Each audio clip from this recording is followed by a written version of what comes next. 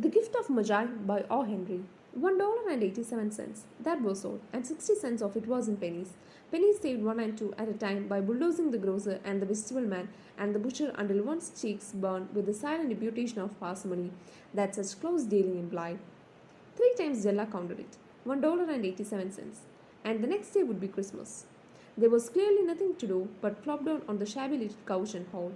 So Della did it, which instigates the moral reflection that life is made up of sobs, sniffles, and smiles, with sniffles predominating. While the mistress of the home is gradually subsiding from first stage to second, take a look at the home. A furnished flat at $8 per week. It did not exactly beggar description, but it certainly had the word on the lookout for the mendicancy squad. In the vestibule below was a letter box into which no letter would go, and an electric button from which no mortal finger would coax a ring. Also pertaining thereunto was a card bearing the name Mr. James Dillingham Young. The Dillingham had been flung to the breeze during a former period of prosperity when its possessor was being paid $30 per week. Now, when the income was shrunk to $20, though, they were thinking seriously of contracting to a modest and unassuming degree. But whenever Mr. James Dillingham Young came home and reached his flat above, he was called Jim, and greatly hugged by Mrs. James Dillingham Young, already introduced to you as Della, which is all very good. Della finished her cry and attended to her cheeks with the powder rag. She stood by the window and looked out dully at a grey cat walking a grey fence in a grey backyard. Would be Christmas Day, and she had only $1.87 with which to buy Jim a present. She had been saving every penny she could for months. With this result, $20 a week doesn't go far. Expenses had been greater than she had calculated. They always are. Only $1.87 to buy a present for Jim, her Jim. Many a happy hour she had spent planning for something nice for him. Something fine and rare and sterling. Something just a little bit near to being worthy of the honor of being owned by Jim. There was a pier glass between the window of the room. Perhaps you have seen pier glass in an $8 flat. A very thin and very agile person may, by observing his reflection in a rapid sequence of longitudinal strips, obtain a fairly accurate conception of his looks. Della, being slender, had mastered the art. Suddenly she whirled from the window and stood before the glass. Her eyes were shining brilliantly, but her face had lost its color within 20 seconds. Rapidly, she pulled down her hair and let it fall to its full length. Now there were two possessions of the James Dillingham Youngs in which they both took a mighty pride. One was Jim's gold watch that had been his father's and his grandfather's. The other was Della's hair. Had the Queen of Sheba lived in the flat across their shaft, Della would have let her hair hang out the window some day to dry just to depreciate Her Majesty's jewels and gifts. Had King Solomon been the janitor with all his treasures piled up in the basement, Jim would have pulled out his watch every time he paused, just to see him pluck at his beard from envy. So now Della's beautiful hair fell about her rippling and shining like a cascade of brown waters. It reached below her knee and made itself almost a garment for her. And then she did it up again nervously and quickly. Once she faltered for a minute and stood still while a tear or two splashed on the worn red carpet.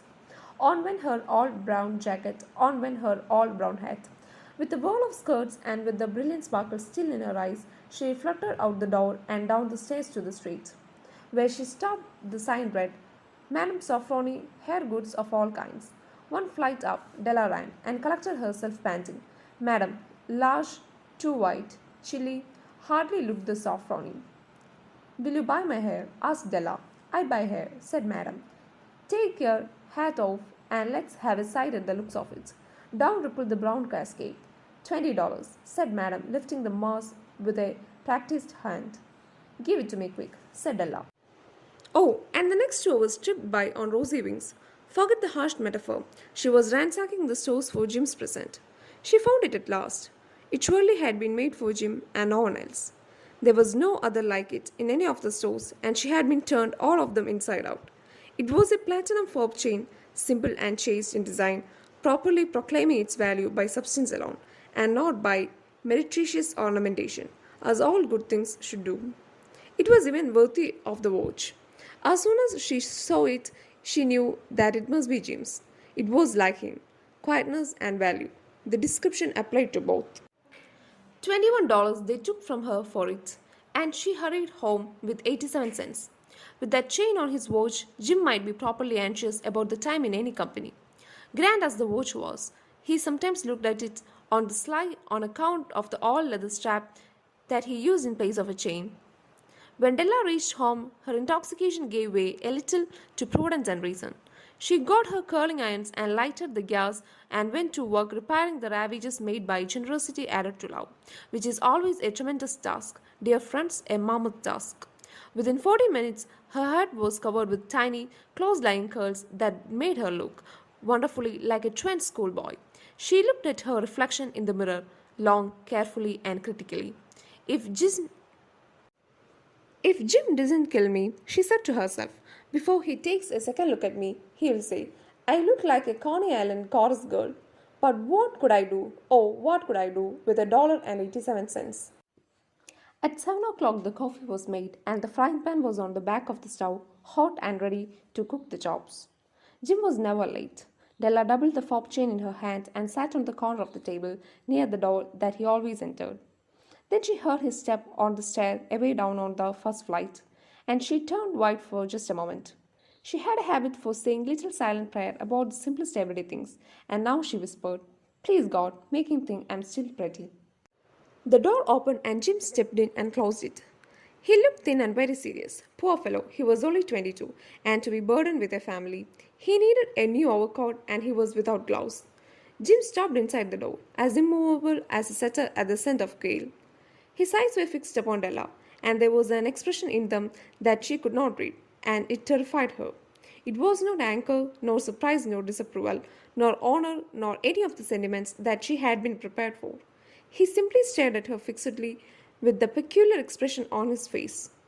Della wriggled off the table and went for him. Jim, darling, she cried, don't look at me that way. I had my hair cut off and sold because I couldn't have lived through Christmas without giving you a present. It will grow out again. You won't mind, will you? I just had to do it. My hair grows awfully fast. Say Merry Christmas, Jim, and let's be happy. You don't know what a beautiful, nice gift I have got for you. You have cut off your hair, asked Jim laboriously, as if he had not arrived at the patent fact yet even after the hardest mental labor. Cut it off and sold it, said Della. Don't you like me just as well? Anyhow, I am me without my hair, ain't I? Jim looked about the room curiously. You say your hair is gone, he said, with an air almost of idiocy. You need not look for it, said Della. It's sold, I tell you, sold and gone too.